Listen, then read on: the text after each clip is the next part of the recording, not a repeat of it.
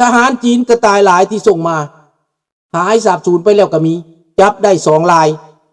เกาหลีเหนือก็หายไปแวบเจ็บหนักเสียหายหนักเกาหลีเหนือปืนคอกศอกคอกซ่านเอามาเขาก็ทำลายได้เบิดในตอนนี้พี่น้องกำลังจัดการกันอยู่ปัจจุบันนี้เป็นอย่างอเมริกาจังอ่อนลงจังเข้าใจกับฝรั่งเศสจังเข้าใจกับอังกฤษเพราะว่าเรดาร์ของรัสเซียเอามาติดตั้งไว้ตามแนวหน้านั้นยูเครนสามารถจัดการได้เบิดลาบคาบใส่โดรนใส่ไฮมาใส่อัตตาแกมปิดตาของรัสเซียไว้เบิดแล้วด้วยโดรนแล้วส่ง F-16 ส่งราฟาลไปจัดการส่งซู-29ไปจัดการติดอาวุธของฝรั่งเศสติดอาวุธของอเมริกาเจเดมต่อไปในอีก 2-3 มื้อข้างหน้าจะได้ติดทอรอส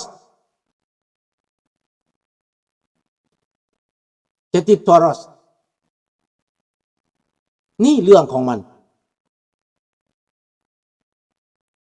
ในเมื่อเขาติดทอรอสให้มันเป็นชั่วคราวดอกอย่าลุงโพโบอิงนั่นมันเป็นชั่วคราวมันบ่อึดประเทศเขาซื้อดอกมันบ่อึดเขาต้องซื้อกันเขาต้องแลกไปขายมานี่นะมันเป็นชั่วคราวเป็นมหาชั่วคราวบริษัทโบอิงน่ะแคนาดาเขาผลิตยนต์เป็นในอย่าลุงโพ เขาผลิตใช้ในประเทศเขาก็สบายยนต์แคนาดาบุมบักดีเขาผลิตโบอิงมันก็เกี่ยวกับยุโรปคือกันฝรั่งเศสผลิตชิ้นหนึ่งเยอรมันผลิตชิ้นหนึ่งโบอิงก็ได้เขาบ่ได้ผลิตอยู่ในอเมริกาทั้งหมดยุโรปก็ผลิตโบอิงนะเครื่องโบอิงนะเยอรมันแล้วมาประกอบเป็นโบอิงเป็นปีกเป็นหางเป็นจักรเป็นนั่นเป็นนี่อยู่บนนั่นบนนี่เขาห้องว่าการผลิตร่วมกันนะมันมีเบิดทุกประเทศดังนั้นสงครามในยูเครนนี้ในตอนนี้รัสเซียเพียงพำยูเครนมียนต์บินไปจัดการแนวหน้าของรัสเซียบ่ต้องเอาคนไปตีแนวหน้าของยูเครนนี้ตั้งเป็นหน่วยสังเกตการตั้งเป็นหน่วยศึกษาใส่โดรนตรวจสอบเขาห้องว่ากวดชายแดนกวดการเคลื่อนไหวติดตามการเคลื่อนไหวของรัสเซียแล้วส่งโดรนไปทำลายส่งปืนใหญ่ไปทำลายส่งเครื่องบินไปทำลายอีกบ่นานก็ได้ใส่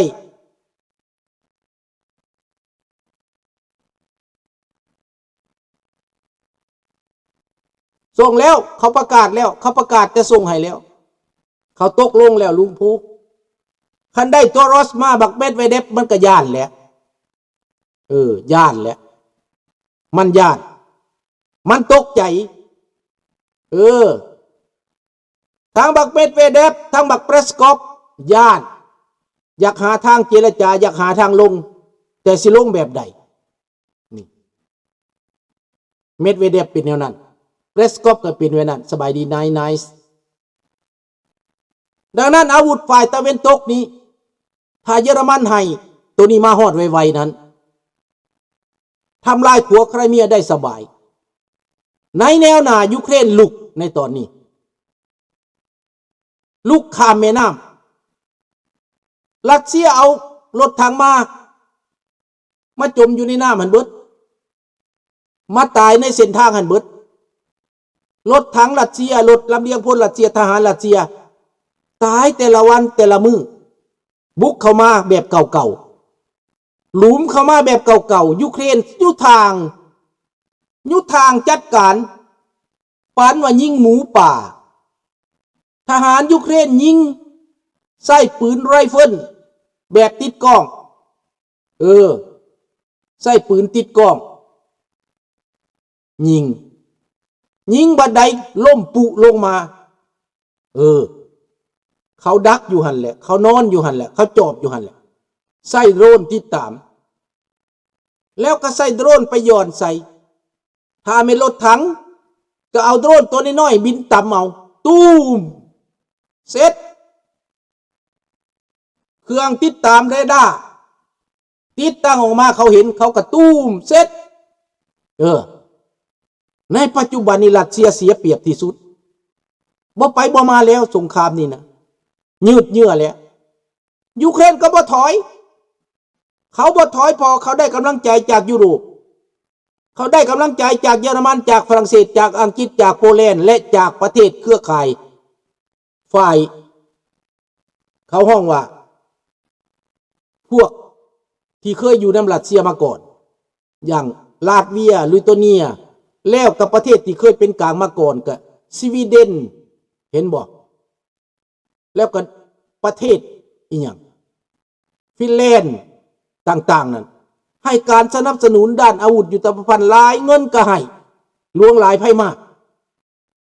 ยูเครนมีกำลังใจในตอนนี้การกดดันจากฐานถ้ำนั่นก็หมดไปแล้วกดดันบ่ได้แล้วบ่สำเร็จแล้วรัสเซียขี้ต้มขี้หลอกแล้วฐานถ้ำเดี๋ยวนี้ปรากฏว่าคือสิเข้าใจแล้วว่ารัสเซียนี่บ่จริงใจฮู้จักว่ารัสเซียบ่จริงใจต้องไปฟังความเห็นจากยุโรปเบิ่งไปปรึกษากับสตาร์กเมอร์เบิ่งไปปรึกษากับมาดเบิ่งเมิดเบิ่ง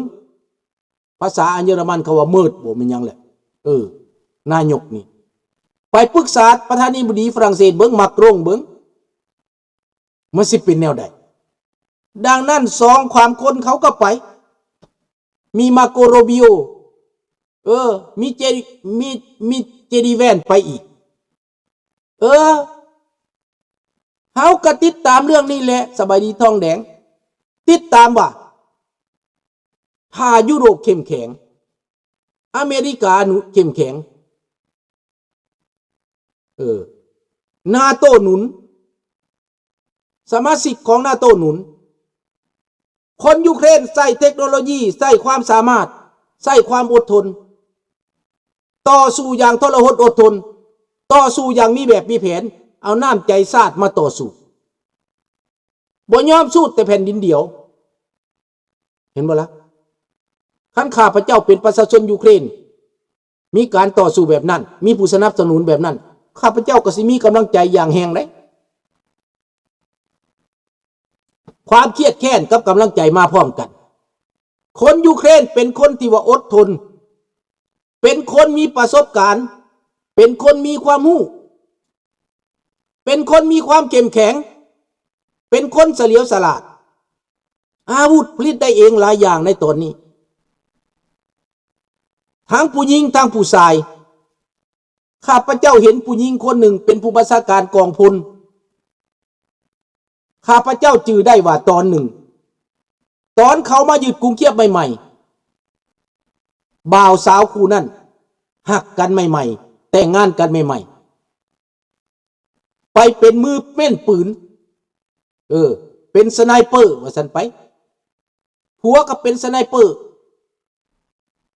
ไปอยู่กับทีมงานของคนแคนาดาหนักแม่นปืนที่ว่าดังที่สุดในโลกคนนั้นไปอยู่ในทีมนั้นแต่ว่าฮัลโหลเว้ย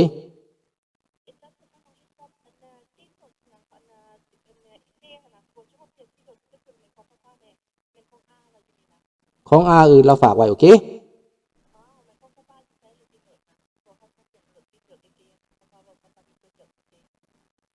มีนะเดี๋ยวป้าก็ยังออกรายการอยู่ลูกโอเคแล้วป้าโทรหาบายดังนั้นพี่น้องในเมื่อว่าเรื่องของมันพี่น้องไปฮอดใจแล้วเมื่อกี้นี้โทรศัพท์เขามากวนก่อนโอ้ย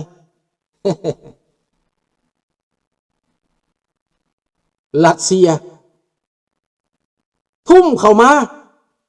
ขนเข้ามาแบบเก่ายูเครนเขาเฮียนหูเขาเป็นคนที่ฉลาดเขาเป็นคนที่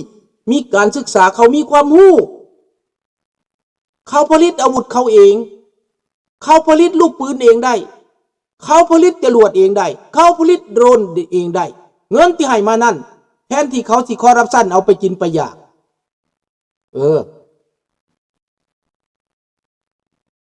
เขากะพากันเอาไปลงทุน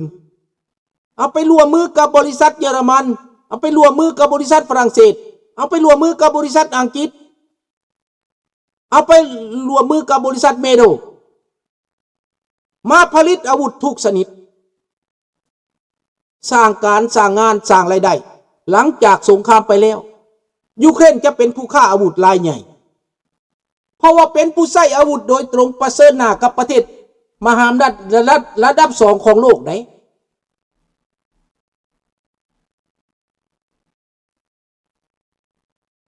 ญี่ปุ่นกับร่วมมือเกาหลีใต้ก็ร่วมมืออย่าลุงพูบ่แม่นแต่ญี่ปุ่นในเกาหลีใต้ญี่ปุ่นก็ขอเข้านาโต้อีกนี่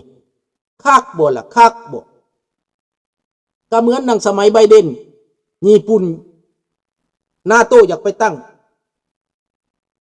ฐานทัพอยู่ในเอเชียน่ะ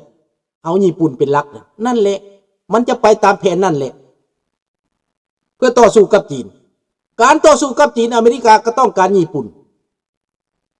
อเมริกาก็ต้องการยุโรปอเมริกาจะต่อสู้โดดเดี่ยวเป็นไปบ่ได้เหมือนดังสงครามโลกครั้งที่สองยุโรปต้องการอเมริกาอเมริกาก็ต้องการยุโรปเช่นกันมันต้องมีนักเจรจามันต้องมีนักอริยรอบข้าพเจ้าเชื่อเนี่ยว่าข้าพเจ้าเชื่อเนี่ยว่าเรื่องนี้โลกจะต้องตื่นตัวโลกจะต้องเข้าใจโลกจะต้องมีบทเรียนเขามีบทเรียนอันประเสริฐจากยูเครนเพราะว่าเป็นอย่างยูเครนประสบการณ์ในแนวหน้าผลิตอาวุธรู้จักว่าไส้ตัวใดได้ผลไส้ตัวใดเกิดประโยชน์เจ้าผลิตลูกบางใหญ่ขึ้นมาแต่มันบ่ได้ไส้ราคากับแพงบ่มีความหมาย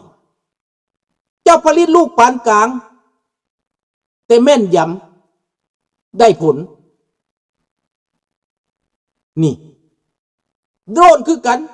ไส้ชนิดใดได้ผลดังนั้นผลิตขึ้นมาหลายๆเป็นหลายล้านรัสเซียสิเอาปืนป้องกันภัยทางอากาศใส่มาสู่วัดสู่ไหว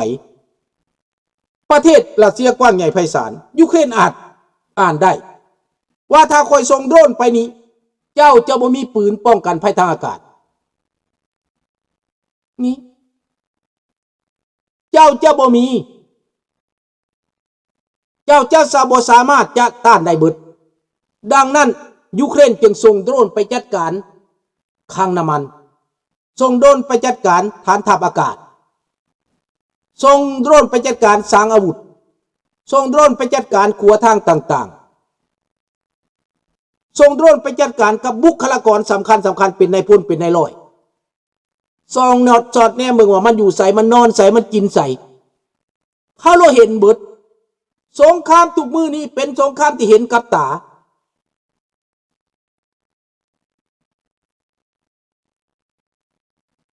นี่แหละเห็นกับตาบ่แม่นไปแบบตาบอดสมัยก่อนสงครามสมัยสงครามเวียดนามสมัยสงครามใดก็แล้วแต่ไปแบบตาบอดบ่ฮู้จักว่าศัตรูอยู่ไสอันนี้เจ้าอยู่ไสก็ฮู้เพราะว่าเขามีโดรนเดเทคตาบเรื่องไอฮอนเรื่องความอุ่นมันจะมีโดรนสำหรับฮู้จักว่าอุ่นอยู่ไสบ่ต้องการว่าควันไฟดอกต้องการว่าเจ้าคนอยู่ไสฮู้จักโลดสิ่งมีชีวิตอยู่ไสฮู้โลดแล้วจะติดตามจับตาเบิ่งจับตาการเคลื่อนไหวเขาก็เห็นเขาก็ฮู้แล้วเขาก็ส่งจรวดไปใส่ส่งโดรนไปยิงยูเครนฉลาดขึ้นมาหลายที่สุดนี่แหละมันจะดิ้นตายด้วยโลกสมุนแม่นบ่นะในตอนนี้ ดังนั้นในเอเชียเฮานี่เฮามีความหวังบ่